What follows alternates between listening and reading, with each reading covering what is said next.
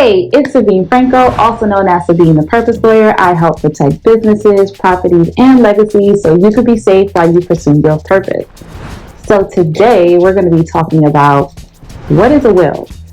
So a will is really a basic document, one of the very few basic documents that you should have when you are trying to protect your assets or protect your property, your legacies for your family. Now, many people still have questions about it. What is a will? What does it do for you? Do I need one? Do I need a trust? So we're not going to talk about trust today, but we will get into a little bit about wills. So first to start, did you know that 70% of African Americans in the year of 2017, by that time, died without a will or legacy plan? Why is this important? This is important because this is the way that families create generational wealth. This is the way that certain cultures, colors of people are able to create wealth and be wealthy over time, so that your family doesn't have to worry about where's the money coming from, where's the opportunities coming from, right? Very, very important. And we know that studies show 100% of people die, right? Everyone is going to die. And so this is something that you need to do to protect yourself. Now, a will is usually the beginning of the story. It's not the end. And for most people, it's not going to be the only thing that they need. But I want to talk to you about what exactly it is and why it's important. So let me start with a story, right? So two brothers, Jeff and Sheldon. Jeff wanted to buy a property to live in, but he could not qualify for the property by himself. So he asked his younger brother, Sheldon, would you co-sign on this property for me? Sheldon's like, okay, sure. Now, Sheldon has no interest in the property, he has no motivation for the property other than to help his brother.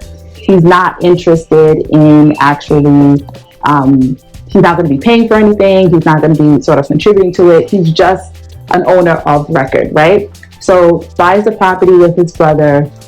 All is well. Sheldon, the younger brother, now later on has a child. And he's not married to the mother of the child, but, they plan on doing that in the near future. Unfortunately, Sheldon gets killed in a motorcycle accident and he's no longer around.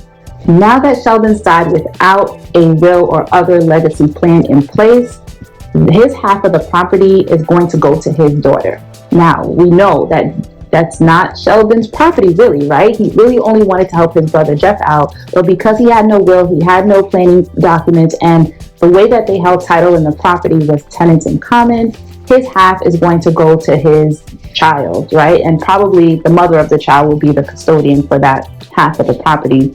And so now Jeff's property is at risk. His asset is sort of diminished by 50%. And Sheldon didn't leave anything to be able to give that back to his brother, right? So that's just an example of what could happen when you die without a will or other planning document, because we don't know, what tomorrow brings, right? And we can have all the plans in the world that we want and think that, we're doing the right thing. But these type of things happen so often, like over and over again. I hear this all the time. And so I just wanted to highlight that example for you because, it may not be what you intended if you don't, put a plan in place for it. You may end up having assets and properties going to people who you didn't intend, or maybe, family members that you're no longer even involved with or, have any sort of relationship with. So that's why it's kind of important to have something in place. So if Sheldon had a will, his will could say or should say, who does he want his assets to go to? In that situation, he would have said, I want my half of the house to go to my brother Jeff, right? And that would have sort of solved that problem. It should also say who's going to be the person in charge of making sure that all of his gifts get distributed. Like if he had, money in the bank, if he had, stock accounts, if he had, any other assets of value. Maybe he had, what do you call it? Maybe he had like an antique car that he wanted to sort of leave behind. Who's going to take care of making sure those things get to the right person? That would be somebody called the executor, and that's somebody who you would name in your will. Besides that, it would say what's going to happen to his minor children. So he could put in his will who does he want the assets that he's leaving to his child? Who does he want to be the guardian of that, or who does he want to manage that for his child? Maybe if the mother is not around, definitely who's going to take care of the child? Who's going to be the guardian to make sure the child's welfare is followed through and taken care of?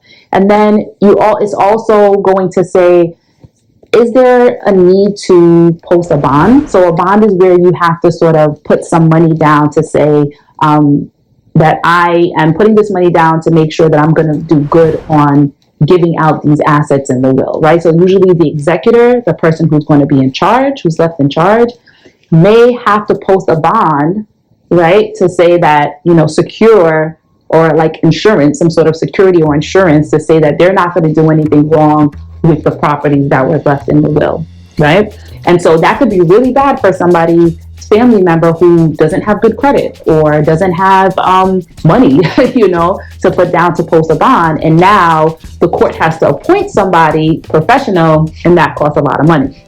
So we don't want that, right? So that's what your will should say. And also your will can say if you want your assets to go to somebody other than family. If you die without a will now, your family members or whoever's around, well, but really your family members have to go to court, start a lawsuit, which is what we call probate. And that lawsuit would allow the courts to give your assets to your family. But it's going to be either your parents, if you have no children, or your children, or your spouse, and in that order. And then it gets a little bit more removed. But it would never go to your friend. It would never go to, a caretaker or somebody, if that's what you wanted. I had a young lady, a woman, call about a situation where she was a friend of the family for like 30 years.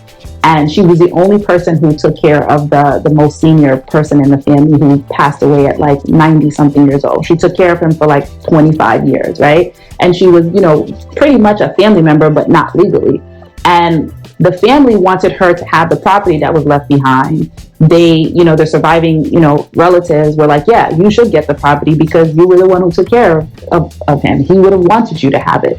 But he died without a will or any other claiming document. And so because of that, there's no way to get her the property other than the family coming in, doing the probate process, which they wanted nothing to do with, and then gifting the property to her, right? So they would have had to first take it and then gift it to her. So in different states, it will play out a little bit differently because the laws are state specific.